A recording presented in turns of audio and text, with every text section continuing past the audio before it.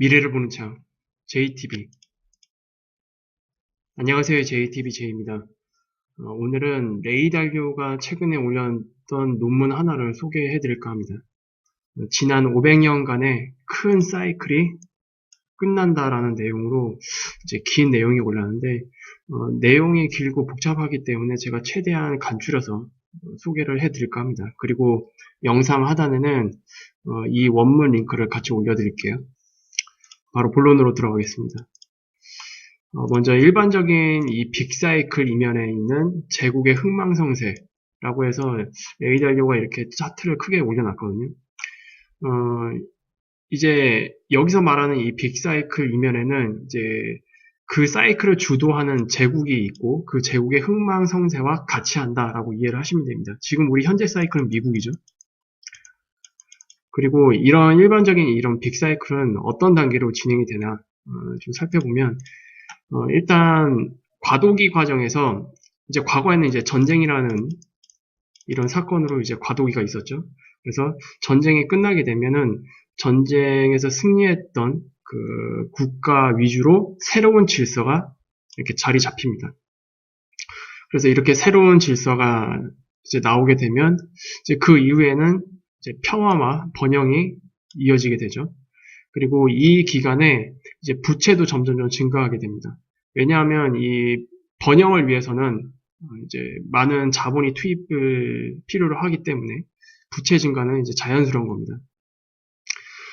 그런데 이런 번영을 지속하는 것에 대해서 이제 점점 사람들이 계속 투자를 하고 여기에 이제 적응이 되겠죠. 그러면서 같이 부채도 점점 버블이 일어나고 부채 버블이 있다는 얘기는 자산시장과 함께 버블이 시작이 된다는 얘기입니다. 그리고 이런 과정을 통해서 빈부격차가 이제 발생을 하게 되죠. 그래서 이런 단계를 이제 넘어서게 되면 이 부채가 이제 폭발을 하면서 경제적으로는 이 부채로 인한 하강 국면이 이제 발생하게 됩니다. 그리고 이 단계를 넘어서면 이제 이런 것들을 이제 막아내기 위해서 이제 화폐 인쇄를 이제 엄청나게 이제 공격적으로 진행하게 되죠. 그리고 이런 화폐를 엄청나게 찍어놔다 보면은 어쩔 수 없이 또 이 과정에서도 마찬가지로 이 빈부격차가 더 많이 발생하게 됩니다. 그리고 이제 내부 갈등이 증가가 된단 말이에요. 그러면 내부 갈등으로 인해서 어떤 사건들이 일어나나 보통 우리 역사적으로 보면은 이제 혁명적인 일들 그리고 뭐 전쟁으로 이어지는 경우도 있고 여기에는 이제 이런 과정을 겪으면서 새로운 강자가 나타날 거 아니에요. 새로운 강자와의 서서히 이런 마찰이라고 해야 될까요? 그런 이제 불씨가 서서히 살아나게 됩니다. 내부적으로는 이런 갈등이 이제 커지면서 혁명이라는 것이 이제 나오게 되고 그래서 어쨌든 이런 과정을 통해서 결국 어떻게 되나 그 최종 마무리에는 정치적으로나 그리고 이 부채로거나 엄청난 구조 조정이 동반하게 됩니다. 그래서 이러한 부채 중에서 이제 혁명과 전쟁의 형태를 취하는 그런 경제, 국내 세계 질서 붕괴가 결국 새로운 승자와 패자를 만들어내게 되죠. 그러면서 또 다시 새로운 세계 질서가 나오게 되는 겁니다. 그래서 지금 우리 시스템의 상황을 보면은 일단 여기는 아니에요. 그렇죠? 여기는 아닙니다. 여기는 아니고 그리고 이 기간도 지나갔어요. 그리고 이 기간은 이미 예전부터 시작이 됐죠. 2008년부터. 이 기간은 예전부터 시작이 됐고 이 사이클은 존재하지만 일어나고 있는 그런 과정들은 역사마다 다를 수 있습니다. 그건 이해를 하셔야 돼요. 근데 지금 아직 이 단계는 아직 나오진 않았어요. 아직. 요거과 관계된 거는 이제 미중 패권 전쟁이죠. 그리고 요거는 아직까지는 나오지 않았습니다. 레이 달료가 그동안 이제 계속 강조해 왔던 거는 이것을 일으키는 사건, 트리거가 되는 사건이 결국 뭐라고 언급을 해왔나요? MMT죠, MMT. MMT가 나오게 되면 이러한 것들을 이끌어낼 수도 있다.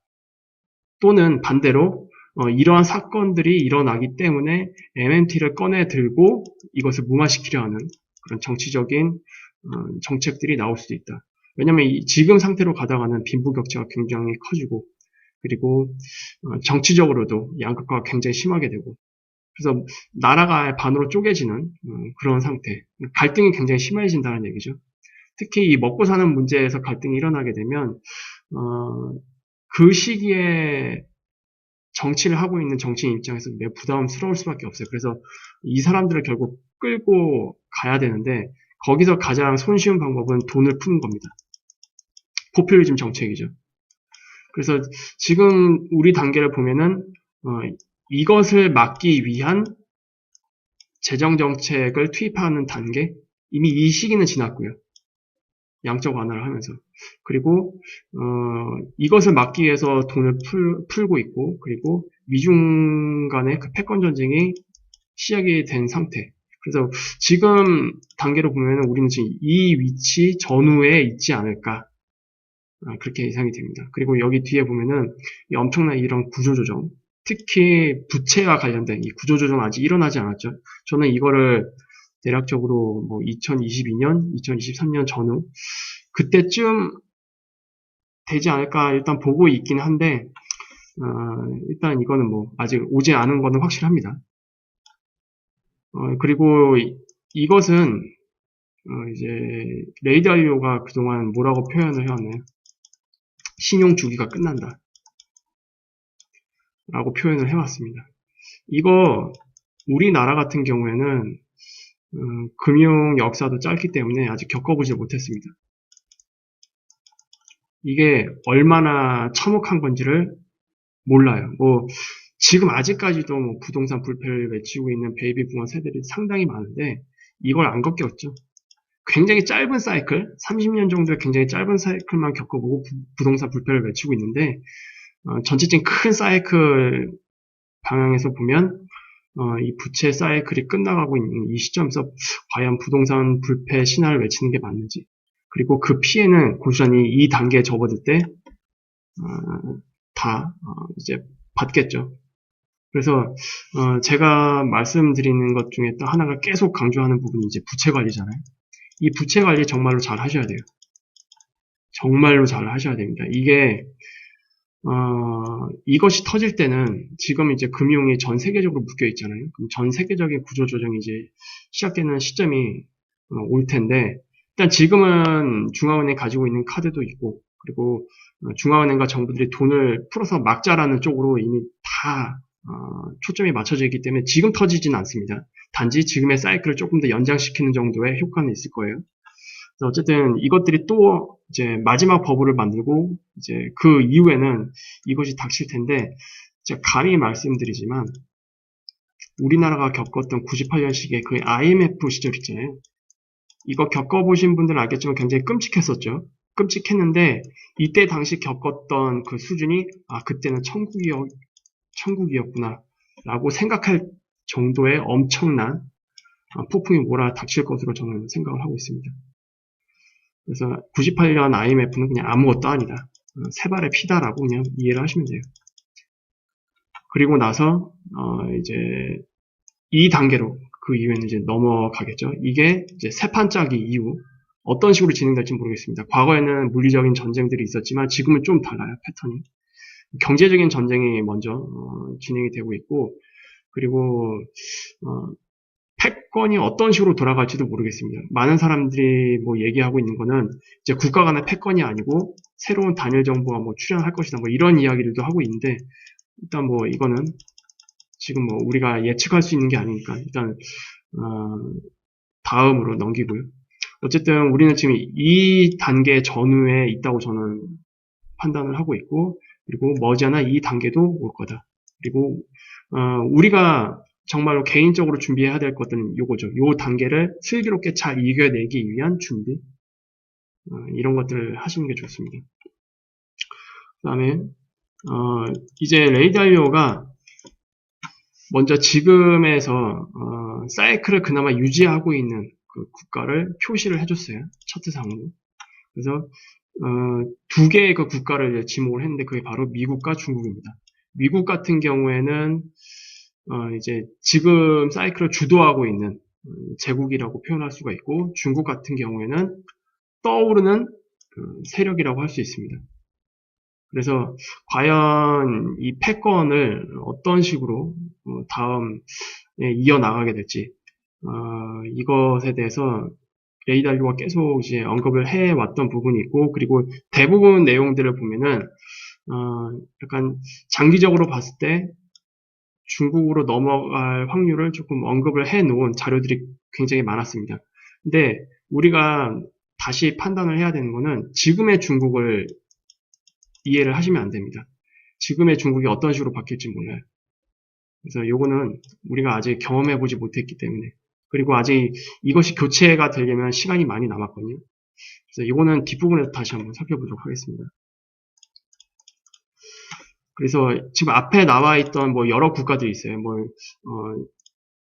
스페인도 있고, 뭐 네덜란드도 있고, 인도, 뭐 일본, 러시아, 뭐 프랑스, 영국, 독일, 이런 나라들이 있는데, 일단 이것들이 이제 복잡하니까 좀 간소화를 시킨 버전이 이겁니다. 이 버전. 그래서 지금 일단 중국과 미국을 주목을 해야 된다라고 언급을 하고 있고, 결국 이 두 나라에 의해서 세계 질서가 다시 재편될 거다라는 암시를 좀 하고 있어요. 그래서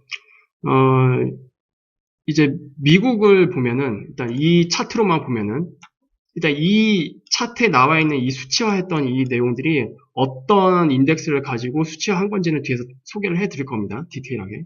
어쨌든 이 수치로만 보면은 레이 달리오는 이렇게 표현을 했습니다. 미국은 이제 별로 강력한 제국은 아니다. 상대적으로 쇠퇴기에 있다. 그리고 아까 처음 말씀드렸던 요 단계로 보더라도 이 단계는 쇠퇴기가 맞죠.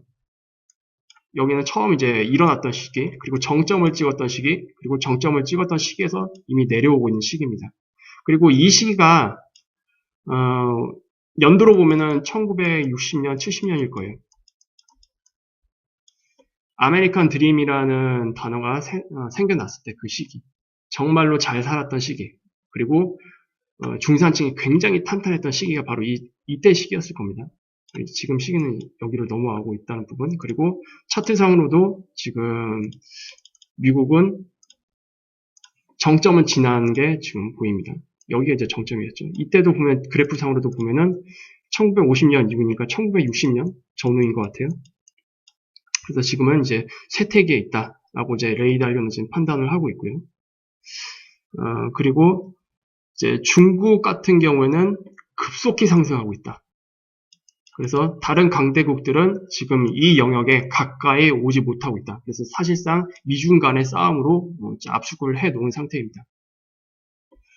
그러면 좀 더 이제 간추려 볼게요. 이거는 이제 패권입니다. 패권. 패권이 어떤 식으로 지난 세기 동안에 어떤 식으로 교체가 되어 왔는지. 최근 이제 4세기 동안의 패권 변화인데 동인도 회사를 주도로 해서 엄청나게 성장을 했던 네덜란드 시대가 있었고요. 그리고 영국이 그 패권을 이어받았죠. 이때는 이제 전쟁이 있었습니다. 그리고 나서 영국이 가져갔던 그 패권을 미국, USA가 가져갔습니다. 이 시기에도 전쟁이 있었죠.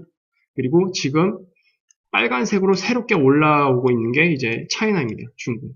그리고 미국은 지금 이렇게 꺾이고 있어요. 근데 이 쇠퇴기를 보면은, 그런데 이게 바닥으로 완전히 붙어 있는 데가 쇠퇴하는 게 아닙니다. 이미 여기서 이제 교차가 되는 시점. 그래서 교차가 돼서 이 위로 올라오는 시점이 실제로 그 나라가 패권을 잡는 시기입니다. 과거에서 보면 이제 이 시기가 되겠죠. 영국이 패권을 잡기 시작했던 시기 여기. 그리고 그 전부터 이미 굉장히 급속하게 성장하고 있는 그런 모습을 보여주고 있고, 미국도 마찬가지입니다. 그리고 중국도 지금 그 위치에 있고, 아직 크로스가 되진 않았어요. 크로스가 되려면 아직 상당한 시간이 그래도 남아 있습니다. 이것을 또 이제 제가 지난번 영상 중에 그 마틴 주기 관련해서 소개해드린 영상 있잖아요. 거기 나와 있던 데이터 상으로는 2028년쯤으로 나와 있었어요. 중국으로 이제 패권이 옮겨가는 그 시기가. 그러니까 지금으로 보면은 거의 20년 가까이 남아있다라고 보면 되는데, 이 그래프 상으로도 뭐 얼추 그 정도 시기가 남아있는 것으로 보여집니다. 일단 제가 다시 한번 당부드리고 싶은 거는, 그건 정치적인 논리로 접근하면 안 됩니다. 그냥 객관적으로 차트상으로 그냥 이해를 하시고 그 속에서 나는 어떤 포지션을 취하고 어떻게 살아남기 위해서 준비를 해야 되는지 그런 것들에 초점을 맞추시면 돼요. 이거는 뭐 친미, 친중 그런 얘기를 하는 게 아닙니다. 지난 역사를 그냥 얘기를 하고 있는 거고 지금 차트상으로 나와 있는 것들을 소개를 해드리는 겁니다. 계속 이어나가도록 할게요. 그리고 제가 아까 말씀드렸잖아요. 이 국가의 이런 힘들을 이제 차트로 표기했는데, 이런 힘을 표기했던, 구성하고 있는 그런 값들이 있을 거 아니에요? 그 값들이 바로 이겁니다. 8개의 지표인데요. 일단, 교육, 그리고 혁신과 기술, 그리고 경쟁력, 그리고 군사력, 그리고 무역, 그리고 아웃풋, 그리고 금융센터, 그리고 리저브 스테이터스라고 되어 있는데 이게 직역하면 이제 준비금 상태라고 준비금 지위 이렇게 보시면 되는데 한마디로 기축통화국의 지위라고 이해를 하시면 됩니다. 기축통화의 지위. 지금 우리 시스템의 제1 준비금은 달러죠. 달러의 그 지위라고 보시면 됩니다. 지금 우리 사이클로 적용을 해보고요. 그래서 이런 8가지 값을 가지고 아까 그 차트로 표현을 한 겁니다. 그리고 이런 8가지 값은 보통 사이클을 이것도 만드는데 대략적으로 한 200년에서 220년 정도 흥망성쇠를 만든다고 합니다. 그래서 이런 값들도 다 주기가 있다는 뜻이고 그게 대략적으로 아래 보이는 이런 흐름으로 같이 이어진다고 이제 이해를 하시면 됩니다. 이 값들을 녹여낸 게 요거예요. 이런 것들. 여기다 표현한 것들. 그러면 일단 지금 우리 현재 사이클이 중요하잖아요. 중국이 왜 이렇게 급성장했나. 이제 레이달료의 그 판단을 보면 중국에서는 1976년 마오쩌둥의 사망으로 덩샤오핑이 경제정책의 전환을 주도해서 대기업의 사적 소유, 부채와 주식시장의 발전, 그리고 위대한 기술과 산업혁신, 그리고 심지어 억만장자 자본가들의 그 번창까지 포함한 자본주의적 요소들을 포함시켰고, 이거는 일단 통제하에 있었긴 했습니다. 근데 공산당의 이러한 변화와 세계 동시적인 세계주의로의 그 변화로 중국은 대부분의 면에서 훨씬 더 강해졌다. 그리고 예를 들어서 1984년 중국을 방문하기 시작한 이래 그 인구의 교육이 획기적으로 향상되었고 1인당 실질 소득이 무려 24배 증가했으며 무역에서 세계에서 가장 큰 국가가 되었다. 이거는 이제 세계 무역에서 차지하는 그 점유율을 봤을 때 이야기를 하는 겁니다. 그래서 신흥국에서 가장 큰 대출자, 투자자이면서 두 번째로 강력한 군사 강국이고 그리고 미국의 지정학적 라이벌이라는 2가지 이상의 요인으로 작용을 한다. 그리고 그것은 미국을 비롯한 다른 선진국들보다 훨씬 더 빠른 속도로 권력이 성장하고 있다.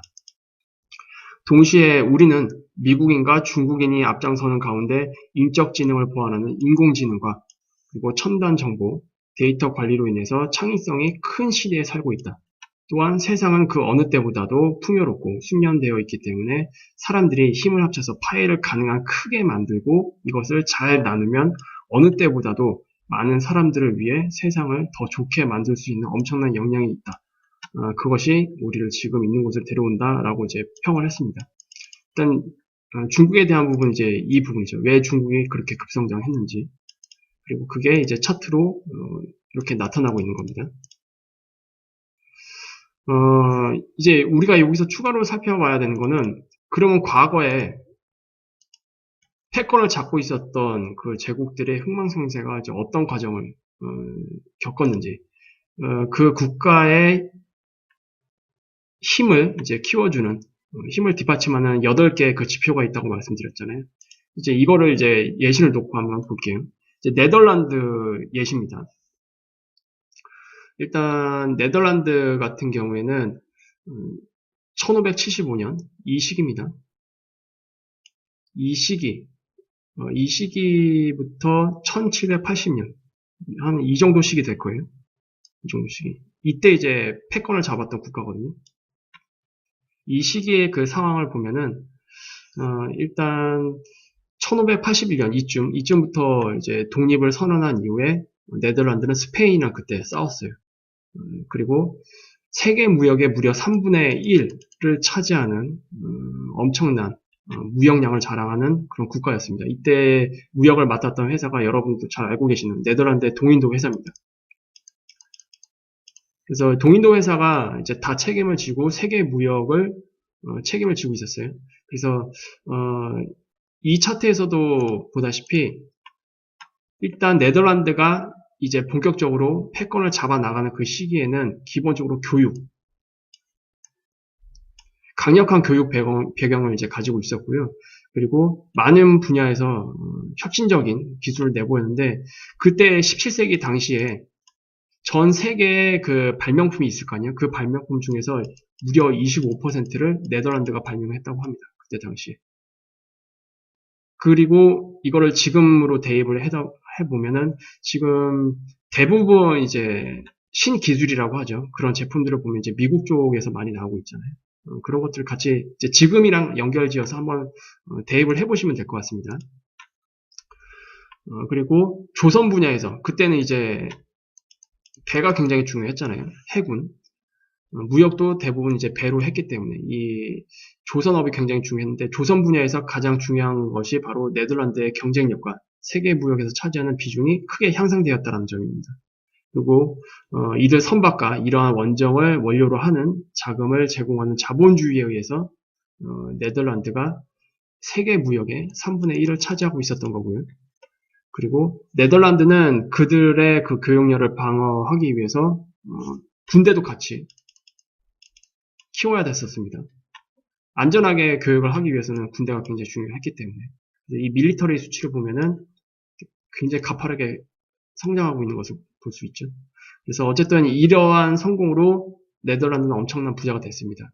그때 당시 1인당 소득이 유럽의 주요 강대국들에 대비해서 2배가 높았다고 합니다. 소득이. 그리고 이러한 소득을 바탕으로 해서 교육에 더 많은 투자를 했었어요. 그래서 식자율이라고 해서 이때 당시 식자율이 세계 평균에 비해서 이것도 2배가 높았다고 합니다. 그리고 그들의 차지하고 있던 그런 세계 거기에서 이제 아시아까지 교역을 넓혀 나가는데 엄청난 제공을 만든 거죠. 그래서 암스테르담 여기가 이제 금융센터가 되었고요. 그리고 최초로 주요 증권 거래소를 만들었습니다.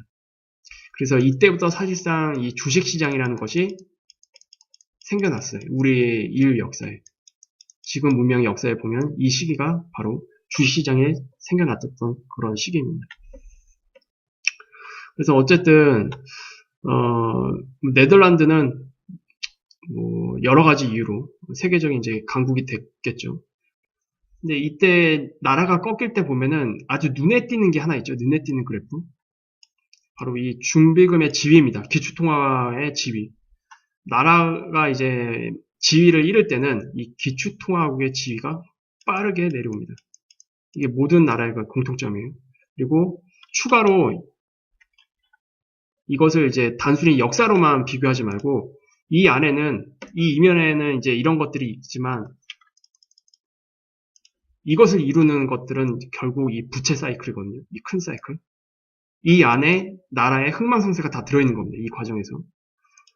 나라의 그 배경, 그거에 따라 나타나는 현상만 다를 뿐이지 이 사이클은 온전히 유효합니다. 그래서 보통 이런 기축통화국의 지위가 흔들리고 이제 나라가 흥망성쇠에서 쇠퇴하는 그런 국면으로 맞이할 때 보면은 그 나라의 정부 또는 뭐 중앙은행 아니면 주요 기관들의 대차 대조표를 보면 되거든요. 이때 당시에는 가장 중요했던 기관의 대차 대조표는 이제 동인도 회사입니다. 동인도 회사의 대차 대조표를 보면 일단 네덜란드 같은 경우는 1780년 정도 이때부터 꺾이기 시작했습니다.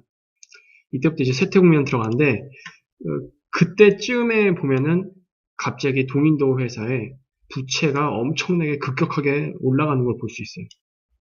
그리고 나서 그 어떤 시점 보면은 자산도 엄청나게 하락하고 있는 모습을 보입니다. 왜냐? 유동성이 말라버렸기 때문에 가지고 있는 자산을 다 처분을 했겠죠. 그래서 이러한 결과가 나온 겁니다.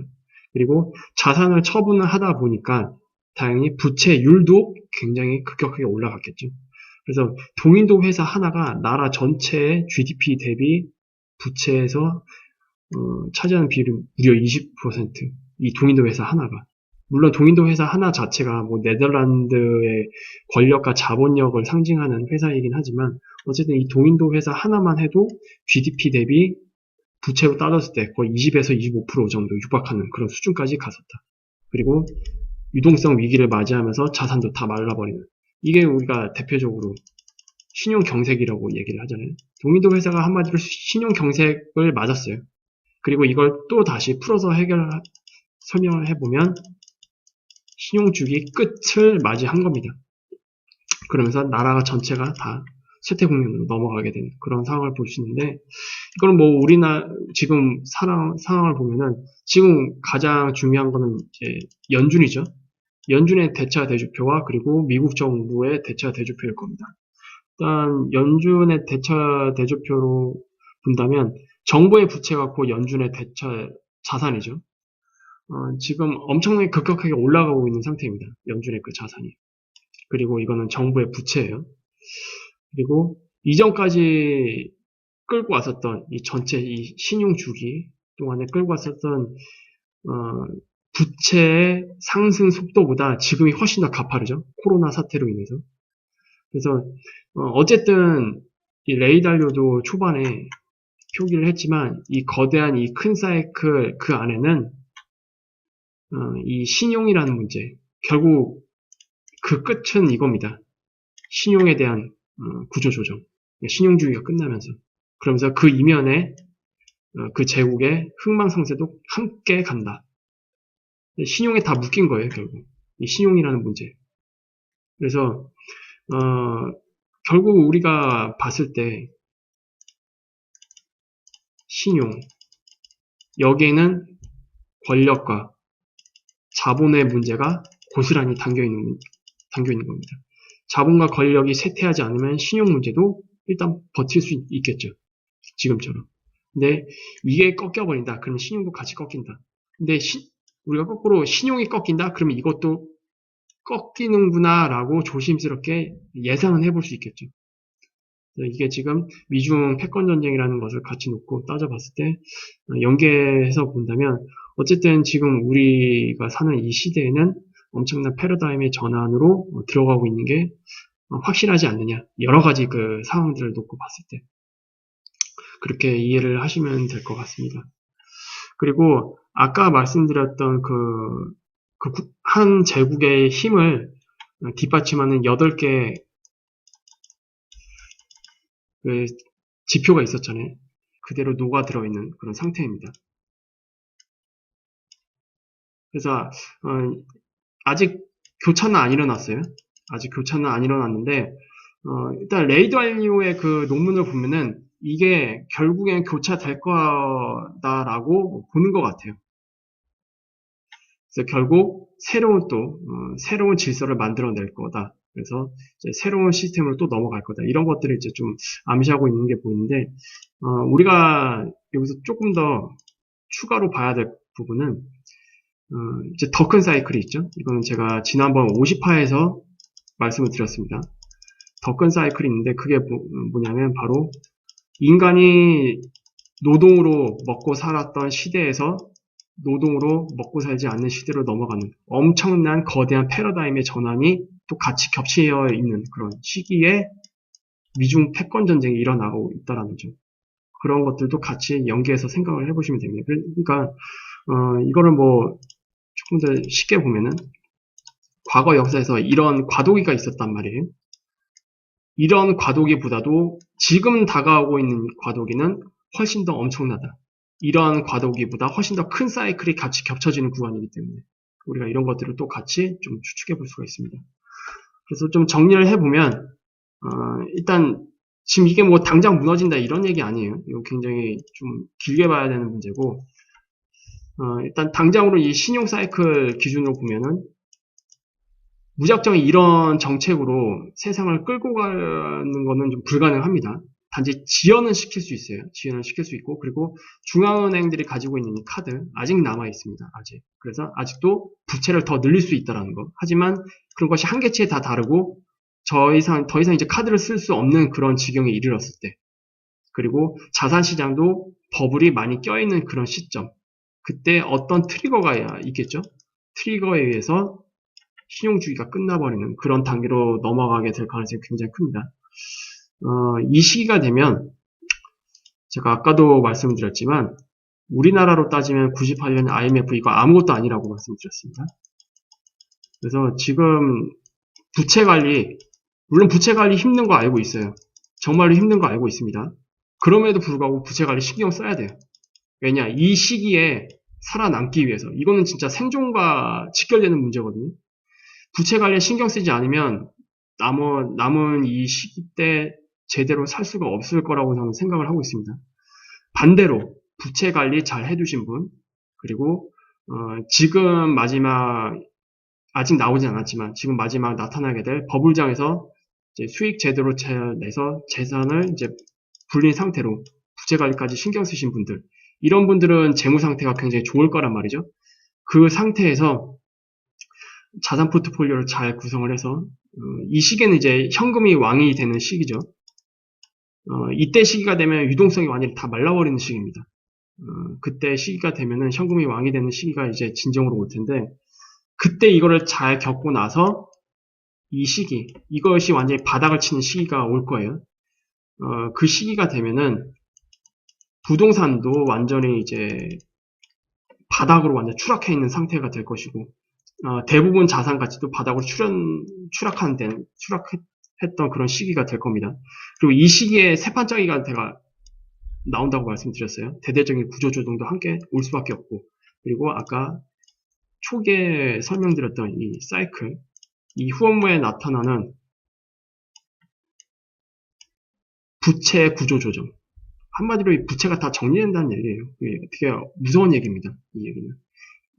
이 과정을 겪게 되고 나면 이제 또 엄청난 기회가 오겠죠. 그래서 좀 안 좋은 얘기일 수도 있는데, 지금의 이런 부채 규모, 그리고 앞으로 있을 그런 사이클들을 보면은 피해자는 아무래도 대다수가 되겠죠.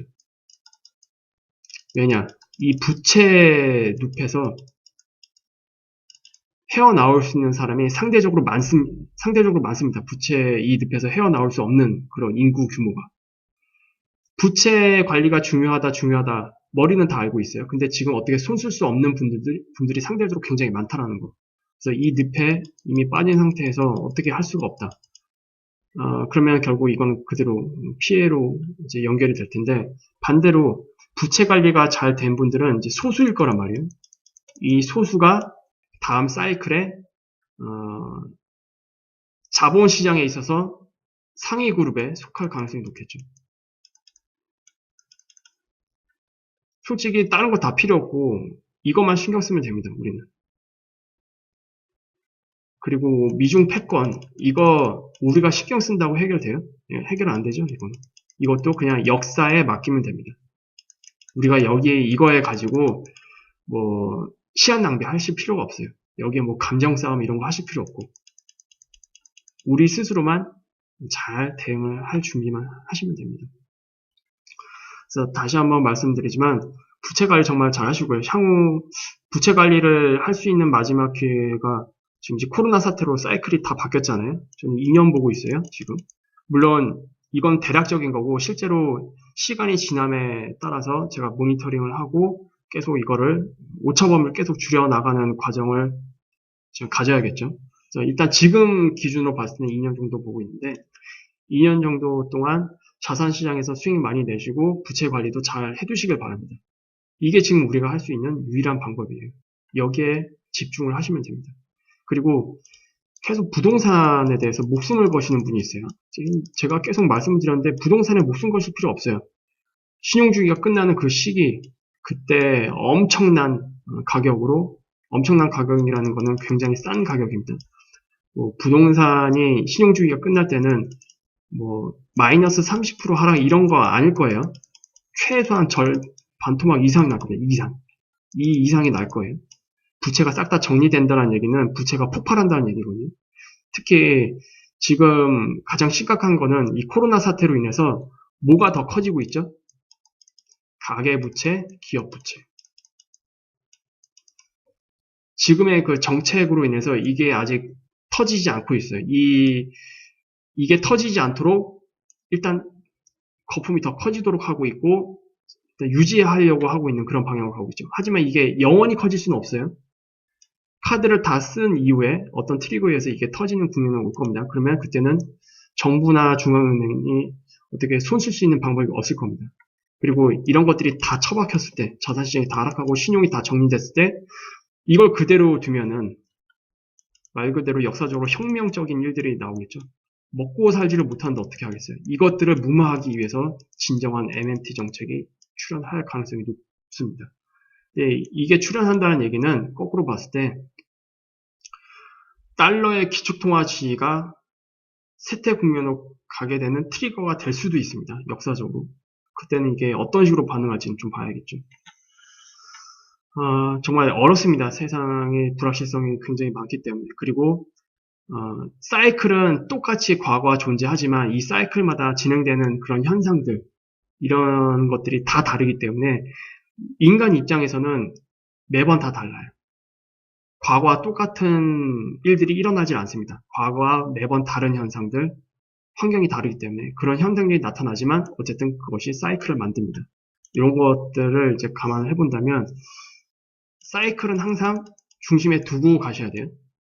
지금 우리가 있는 위치, 이게 어디인가, 이걸 항상 염두에 두고 시장에 참여하시고, 그리고 시장이 좋을 때도 있으면 나쁠 때도 있고, 나쁠 때도 있으면 좋을 때가 있는데, 앞으로 다가오는, 나중에 다가오는, 그 시기에는 그냥 나쁜 게 아니다. 무조건 피해야 된다. 피해 있어야만 됩니다. 거기서부터 나와야 돼요, 그냥 아예. 그런 시기가, 오긴 올 테니까, 이런 부분도 좀 고려를 하시면서 부채 관리도 신경 써야겠다. 이렇게 이해를 하시면 될 것 같습니다. 좀 내용이 좀 두서없이 어려울 수도 있는데, 일단 최대한 쉽게 설명을 해드리려고 노력은 했습니다. 더 자세히 보고 싶으신 분들은 영상 하단에 원문 링크로 찾아가셔서 보시면 될 것 같아요. 오늘 영상은 이 정도로 마무리 짓도록 하겠습니다. 그리고 금요일날 멤버십 분들은 이번 주 금요일날 시장 분석은 좀 중요할 것 같거든요. 제가 오늘도 좀 커뮤니티걸로 멤버십 분들에게 글을 남겼는데, 일단 이제부터는 시장 좀 조심하셔야 되는 시기가 아닌가 그렇게 생각을 하고 있습니다. 그렇다라고 해서 하방 베팅하라는 얘기가 아니니까 오해하시면 안 돼요. 멤버십 분들은 이제 금요일날 영상에서 찾아뵙도록 하겠습니다. 유익한 영상이 되셨다면 구독, 알람, 좋아요 부탁드립니다. 감사합니다.